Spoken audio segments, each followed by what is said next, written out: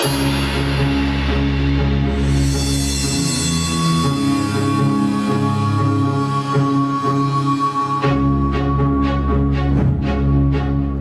sudah bersama dengan Bima Yudhistira Adinegara selaku Direktur Eksekutif Selyos. Mas Bima, terima kasih untuk waktunya, Mas. Ya, sama-sama. Mas, saya ingin langsung kepada pokok persoalan bahwa kita tahu data dari BPS menunjukkan meskipun persentase tingkat pengangguran terbuka itu menurun, tapi kalau kita lihat angkanya ada penambahan jumlah pengangguran Mas sebanyak kurang lebih 83.000 pada tahun ini ataupun naik kurang lebih 1,11%. Secara total ada total pengangguran 7,28 juta orang. Apakah bisa disebut saat ini Indonesia sedang darurat lapangan pekerjaan? Ya. Karena kalau kita lihat ya, pengangguran itu kita bedakan berdasarkan usia aja. Ya. Jadi yang 15 sampai 24 tahun itu juga angkanya cukup besar. Secara persentase sekitar 17%. Jadi ada 1 juta orang, dia harus berhadapan dengan mereka yang baru saja di PHK.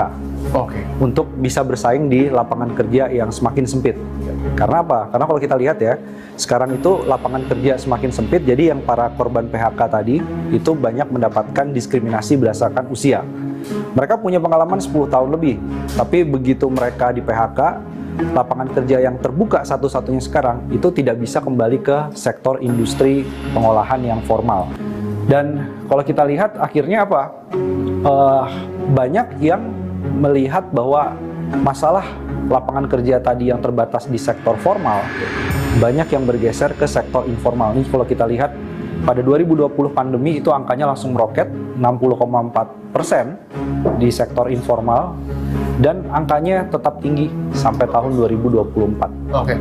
Saya ingin bagi dua dulu, Mas. Yang pertama adalah usia yang memang baru lulus ya, mungkin bisa dikatakan seperti itu, di angka kurang lebih 19 hingga 24 dan 24 hingga 29. Bahkan Kemenaker juga merilis bahwa di rentang usia seperti itu adalah jumlah tingkat pengangguran tertinggi dari jenjang usia. Artinya di usia produktif banyak sekali pengangguran. Apa yang menjadi soal? Yang jadi soal salah satunya kalau kita perhatikan adalah mismatch dari sisi pendidikan. Jadi makin tinggi pendidikan, nah ini trennya adalah ini sebenarnya lulusan fresh graduate ya, atau S1 misalkan sederajat. Itu trennya dari tahun 2000 sampai dengan tahun 2024 ini itu semakin meningkat. Jadi semakin pendidikan kita tinggi tidak menjamin itu lapangan kerja semakin terbuka. Oke, jumlah pengangguran ini tadi sudah kita bahas bahwa ada dua item yang kemudian mengapa begitu bertambah cukup signifikan. Yang pertama adalah karena tadi ada lulusan angkatan kerja yang baru, tapi juga ada orang-orang yang kemudian di PHK.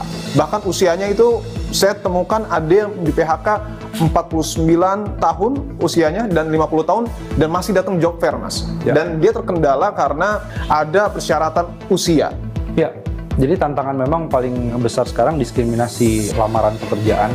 Itu kalau di negara lain misalnya sebagai contoh Vietnam, itu dia ada sanksi. Jadi perusahaan yang mendiskriminasi lapangan kerja atau lamaran, itu berdasarkan usia, jenis kelamin, kemudian syarat-syarat yang tidak relevan dengan kualifikasi kerja, itu satu lamaran didenda 6 juta rupiah. Didenda 6 juta rupiah? Indonesia belum punya aturan seperti itu. Karena di dalam Undang-Undang Ketenagakerjaan, Undang-Undang Cipta Kerja, itu terserah perusahaan. Nampaknya target pemerintah untuk kemudian pertumbuhan ekonomi kita berada di atas 5%, ini juga meleset. Dampaknya kepada pengangguran dan angka PHK ini sejauh mana, Mas?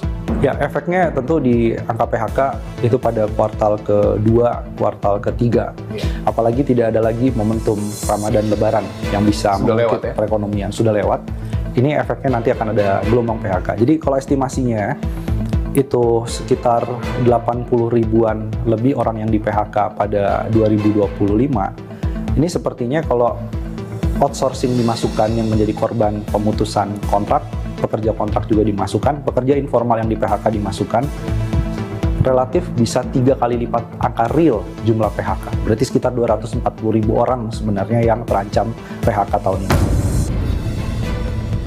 Bahwa 2030 ini akan masuk dalam puncak bonus demografi. Selyos melihatnya ketika hal ini tidak segera diperbaiki, konsekuensinya apa? Konsekuensinya bukan bonus demografi yang kita hadapi, tapi bencana demografi. Karena begitu sudah lewat bonus demografi, lapangan kerja yang berkualitas tidak tersedia, upah juga tidak naik secara signifikan. Imbasnya maka banyak anak muda yang menanggung beban orang tuanya. Yang ini kemudian kita kaitkan dengan sandwich generation-nya akan semakin banyak.